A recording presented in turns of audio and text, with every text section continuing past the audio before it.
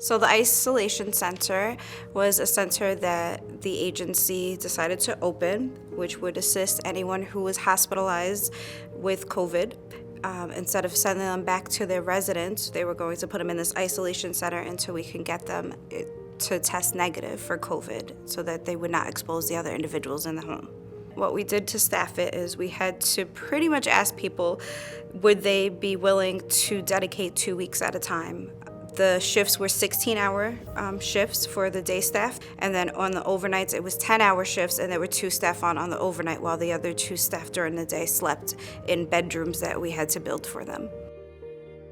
Back at the start of the pandemic, I got a call from my supervisor asking me what I would think about working down in Orange County at an isolation center. And the reason why he asked me was because I had just recovered from COVID. In my heart, I was pretty much sure that I could not pass it on or get it again. I thought it would be a great opportunity to give back and go out of my bubble and do something different.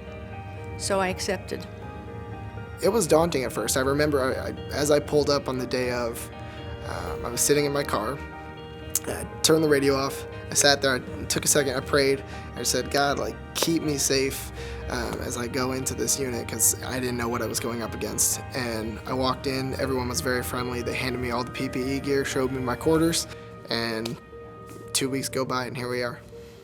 When I first heard of the isolation center, in my mind I thought of being isolated, but it wasn't that way. These individuals were kept as close to home as they possibly could. We cooked with them, we bathed them, they watched TV, we played games with them, we took them for walks. It was a rewarding experience for myself and for them, I believe. You know, everybody stepped up, including our CEO was there the night before to 9:30 p.m., making sure that he was lifting boxes right alongside of the staff members. I'm nobody's hero. I'm not a hero. You know, I do what I do because I love what I do.